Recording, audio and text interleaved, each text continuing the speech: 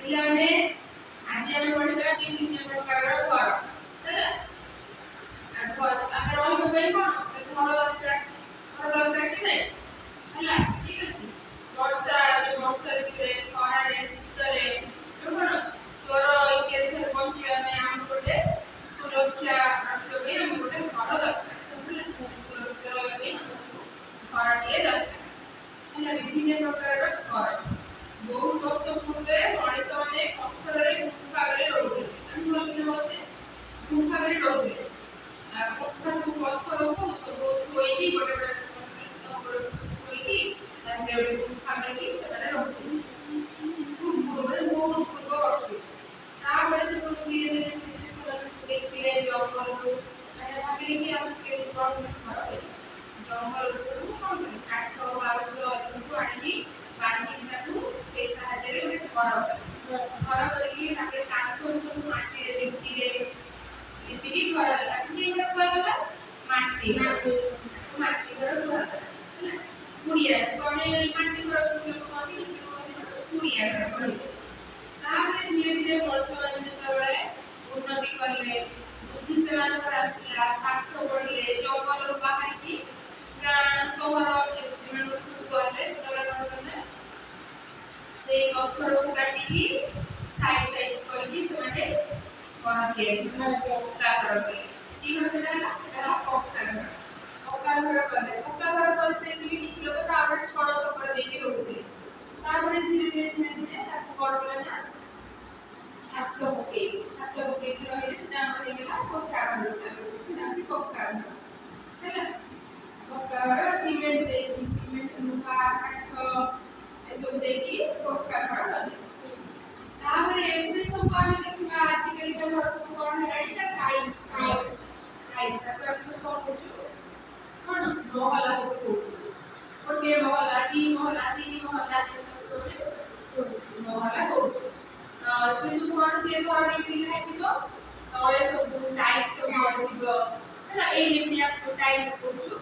ଆଗରୁ ଏଟା ସବୁ କଣ ଥିଲା? ମାଟି ଘର। ତାକୁ ଆମେ ଗୋବର ଆଉ କାଦୁଅରେ ଲିପୁଥିଲୁ। ଏବେ ଏଟା ଟାଇଲ୍ସ ଘର ହେଇଯାଇଛି ହେଲା। ଆମେ ଟାଇଲ୍ସ ଘର କହୁଛୁ। ଏବେ ସବୁ ହେଇଗଲାଣି କେତେ ବଡ଼ ଘର ହେଇଗଲାଣି। ଆଖି ପାଉନଥିବ। ବଡ଼ ବଡ଼ ସହରକୁ ଗଲେ ଆମେ ସବୁ ଘର ଦେଖିଥିବା। ସହର ସବୁ ଯାଇଛ? କେତେ ବଡ଼ ଘର ସବୁ ଅଛି। ବହୁତ ଘର ସବୁ ଅଛି ହେଲା। ଆମେ ସବୁ ଆଗରୁ ସବୁ ସାଧା ଡଙ୍ଗା ନେଇକି ସବୁ ନଈରେ ଯାଉଥିଲେ। ଏବେ ସବୁ କଣ ହେଇଗଲାଣି?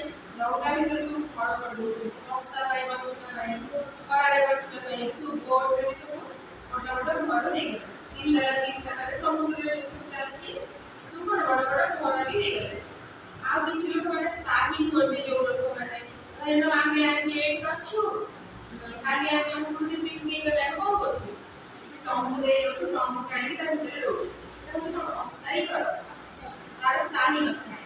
ସେ ଘର ସବୁ କାମ କରୁଛନ୍ତି ଯେମିତି ହେଲା। କିଛି ଯୋଉ ସବୁ ମାନେ ସବୁ ଅଳ୍ପ ରୋଜଗାର ସେମାନେ କଣ କରୁଛନ୍ତି? ତମ୍ବୁ ପାରିକି ଯାଇକି ଏଠି ସେଠି ରହିକି କାମ କରୁଛନ୍ତି ହେଲା। ଯୋଉମାନେ ସବୁ ପାଠଶାଠ ପଢିଛନ୍ତି, ବେଶୀ ଚାକିରି କରିଛନ୍ତି, ଭଲ ପଇସା ଯାହାର, ସେମାନେ କଣ କରୁଛନ୍ତି? ମହଲା ତିଆରି କରୁଛନ୍ତି। ତାହେଲେ ଆମେ ଜାଣିଲେ ଆଗ କାଳରେ କେମିତି ଘର, ଏବେ କେମିତିଆ ଘର। ଆମର କେମିତିଆ ଘର ଥିଲା? ପୂର୍ବ ବର୍ଷ କେମିତିଆ ଘର ଥିଲା? ଗୁମ୍ଫାରେ କିଛି କବାଟ ନଥିଲା, ଝରକା ନଥିଲା, ଖାଲି କାଠ ତିଆରି ହେଉଥିଲା, ପଥରରେ ତିଆରି ହେଉଥିଲା। ତା ଭିତରକୁ ଲୋକ ଗଳିକି ଯିବା ଆସିବା କରୁଥିଲେ। ତାପରେ ଧୀରେ ଧୀରେ କେମିତିଆ ଘର ହେଲା?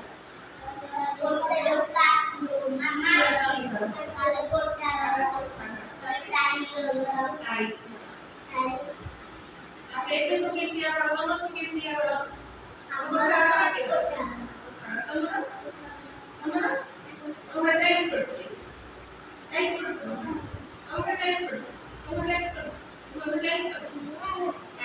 ତମର ଟାଇଲ୍ସ ପଡିଛି।